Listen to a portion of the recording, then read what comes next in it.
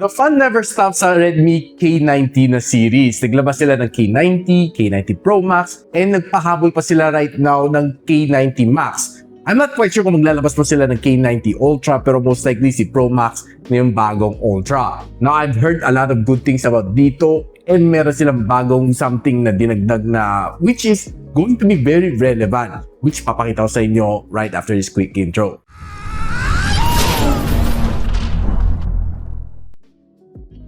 So nakita natin ang Redmi K90 Max na box is exactly the same sa K90 and K90 Pro Max. White ang kanyang backdrop, kanyang box, and merong silver dito sa gitna. Exactly the same. And good news guys, sound by boss. Yun pa rin. Ayun, K90 Max nakasulat. Sige, buksan natin. Ganito talaga pag bago, no? So, Redmi. Meron tayong SIM ejector tool. Meron tayong brush pang fan. Yun yung one thing na sinasabi ko sa inyo ng improve. Meron na siyang cooling fan right now. Quick start guide. And meron siyang case, which is hindi chippy pa yung kanyang case, hard case this time around. Andito yung phone. Labas muna natin. We have a Type A to Type C cable. And we have a 100 watts of fast charging brick. So much for the unboxing. Labasan natin. Yun oh, sabi ko sa inyo. Ganda ng kanyang design. Now ito, Redmi K90 Max na may 12 gigs of RAM and 256 GB of storage is currently priced at 26,500 pesos, which nabili ko to kay UKDB Gadget, which I'll post the link on the description box below, or just simply click yung YouTube shopping link para may redirect kayo at mabili dito ng legit. So kunting ingat lang, ang dami scammer right now. Lalo na ngayon, medyo taghirap ang Pilipinas, so mag-ingat tayo sa mga scammer.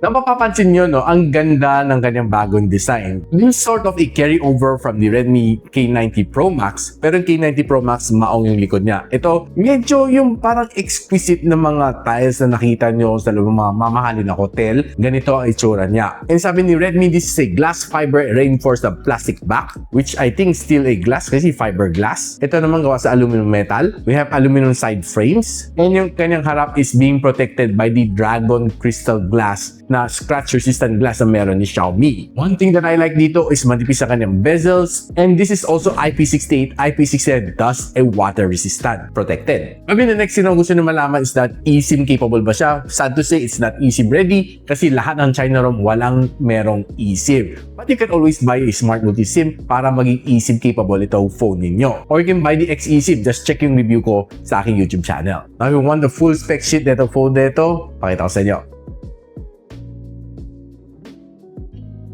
Now, one of the good things dito sa phone nito, if you're doing your multitasking, lahat ng task na ibato mo dito sa kanya, sobrang smooth. This one has a really powerful chip from MediaTek, which is the MediaTek Dimensity 9500. Yun yung currently top of the line na meron ni MediaTek, and it's definitely a workhorse. Ako na nagsasabi sa inyo. Lahat ng gusto nyo gawin dito, kayang-kaya niya i-handle, AAA games, mag 4K video edit, mag-AI ka pa dito, walang problema, lahat kaya niya i-handle. And personally, medyo na-win lang ako dito sa score niya. No? It was able to get me a 3.77 million points dito sa AnTuTu benchmark, which is quite high para sa MediaTek Dimensity 9500. If you want to see the other benchmark na ginawa natin dito sa phone na ito, share ko sa inyo.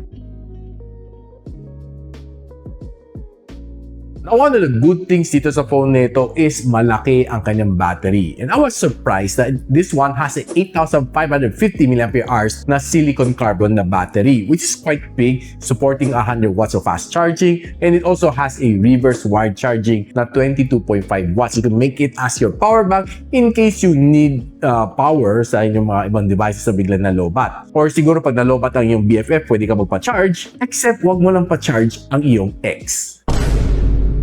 Now, surprisingly, itong phone nito, makunat kanyang battery. And I was really shocked na halos kaya niya mag-last ng 3 days.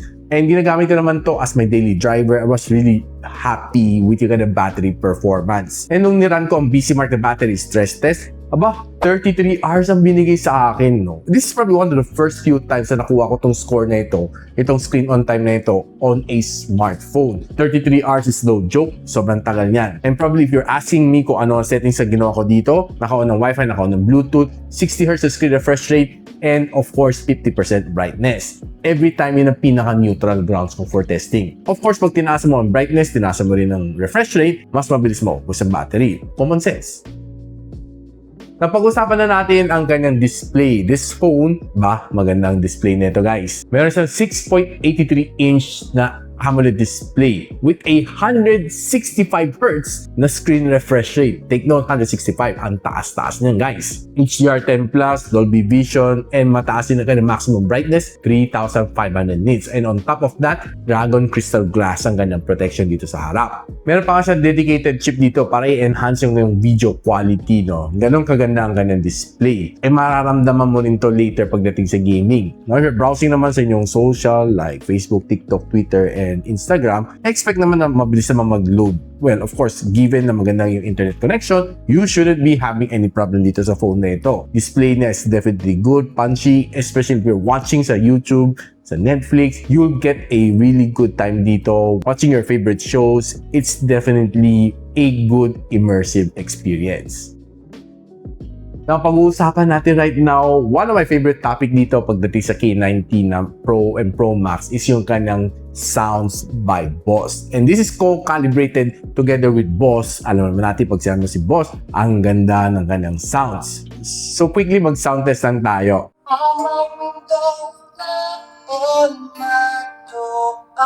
Teka. Mukhang maling song ang napili natin, ah. Now, dito sa song na pinatugtog natin, no, nung nagbibit ng mga bass niya, mararamdaman mo dito sa phone, no, habang hawak ko siya, nafe-feel ko nanginginig yung phone ko, and ang ganda ng kanyang sounds. Promise guys, this is probably one of the best sounds other than si Pro Max, si K90 Pro Max. Pagdating sa sounds, this is absolutely a beast. Pagbigyan na ako kay Alger, nagkamali lang tayo. Tao lang po. So right now guys, mag-gaming test na tayo. And I'm really happy to share to you some of the experiences na nakuha ko dito sa phone na ito. I was able to play 3 games, Genshin Impact, Wuthering Waves, and Call of Duty Mobile. Now, pagdating sa Call of Duty Mobile, I was able to achieve 120 FPS. Halos consistent naman siya. Actually, maning-mani lang naman dito sa Kanya, and yung kanyang touch response is definitely good. The sound is excellent, I would tell you. Sobrang ganda na kanyang sounds dito. And the gameplay was pretty superb. Para sa akin, wala kang maging problema dito, wala kang mafe-feel the frame drops. And one good thing dito sa Kanya, dahil may cooling fan siya, and kahit mainit dito sa Pilipinas at room temperature, 36 degrees Celsius lang after 30 minutes of gaming. Pagdating sa Genshin Impact, I was able to achieve 165 FPS dito sa Kanya thanks to the help ng kanyang enhanced na chip. Pwede mo i-boost ang kanyang frame rate and umabot tayo ng 165, and it was quite consistent naman habang naglalaro ko kahit sa mga clash. Nung chinecheck ko kanyang FPS counter, wala akong na-feel na frame drops, wala akong napansin, no?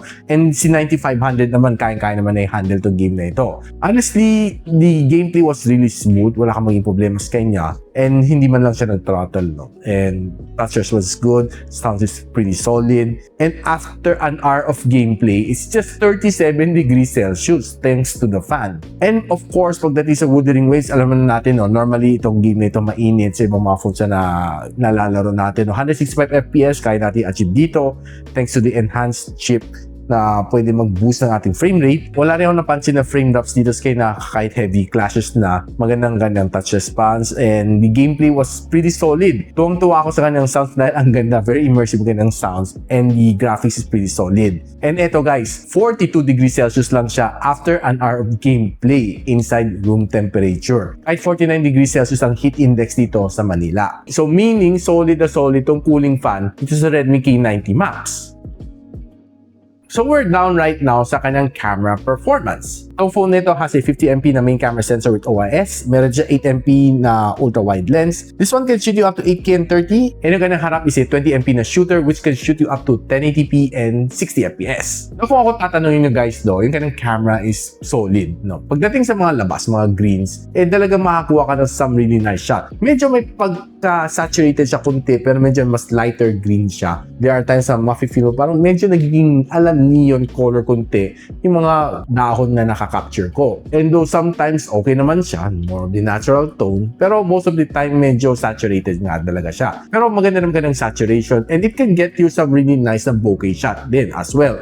Pag mga flower shot, wala kang magiging problema sa kanyang color dahil maganda naman kanyang color calibration, mapaputi man, orange or purple. There are sometimes na makakuha ka ng some really nice shot sa mga maliliit na halaman just like this one. Pero one good thing naman sa kanya is madali siya mag-focus. Now, when you're strolling outside, you'll be able to get some nice shots naman ng mga signages, mga tall buildings. And if you go out sa field, you'll be able to get some really nice snap din dito sa kanya. Looks really nice ng kanyang camera. Further taking in more flower shot, talagang honestly natuwa naman sa kanyang camera kaya more shots ang kinuha natin sa kanya. And tinry ko rin naman ang kanyang ultra-wide lens, is how it looks like. And nag-try tayo mag-zoom up to 20 times zoom. This is how it looks like. Medyo grainy na siya kasi wala siyang telephoto lens. Nakapag-snap ako na isang sunset shot and I'd say na really not bad tong shot na ito. And if you're trying dito sa low light, you'll be able to get some nice snap inside the coffee shop. And kahit mga subjects na mga ganun kasi simple lang, maganda naman ganang capture. May bokeh effect pa and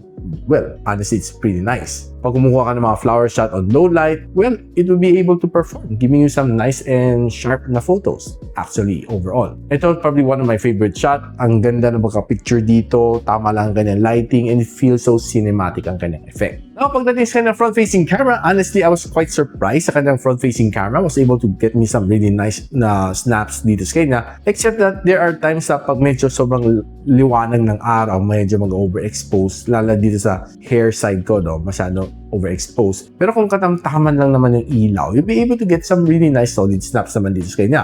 If you go indoor, expect it to be a little bit softer. Hindi lang kasing sharp yung mukha ko tulad ng outdoor, but it pretty much get the job done. Here's a sample video from the front-facing camera. Kaya na mag-shoot up to 1080p and 60 fps. And based on what I can see is that maganda, sharp na kanyang video kahit hindi siya 4K, no? Pero of course, iba pa rin pag 4K ang resolution. Pero kahit low light, magpa-perform siya. And here's a sample video from the rear camera. The Redmi, you're shooting at 4K and 60 fps. Kaya na mag-shoot up to 8K pa to. And what I can see, smooth yung kanyang video. Hindi siya malikot, no? And very sharp din ang kanyang resolution. Guys, ano masasabi ko dito sa Redmi K90 Max? First of all, sobrang ganda ng kanyang sounds. I would say na if you love sound tripping, probably this is probably one of the phones na pwede mo consider na hindi kasing mahal ng K90 Pro Max. Solid ang kanyang sounds, sarap magrakrakan together with the whole barkada. Kaya manood ka ng movie, maglaro ka ng games, perfect na perfect itong speaker niya. Kasi it's being calibrated with BOSS. And pagdating sa kanyang camera, it's also a good performer. Sa gaming, wala kang maging problema. Which leads me to saying this is probably one of the perfect mid-rangers for 2026. And one good news, guys, is that this one, and also good news, guys, itong phone na ito supports 5G both globe and sa smart. So, hooray! So kung gusto nyo malaman kung saan pwede mabili itong phone na ito, pwede nyo mabili ito kay UKDB Gadgets, or I'll pop the link on the description box below, or just simply click yung YouTube shopping link para may redirect kayo at mabili nito ng legit. And huwag kayo paligoy-ligoy, baka ma-scam pa kayo. Of course, in-encourage ko kayo to like, subscribe dito sa ating channel so you don't miss out mga reviews just like this one, si K90 Max. So bana guys, hanggang dito muna ako. I'll see you on my next video. Peace out. And so, ako para si Richmond and you're watching Gadget Sidekick. Like and subscribe to my channel. Don't forget to hit that notification bell. For one of my latest uploads, click the dito. And for one of my popular uploads, click here.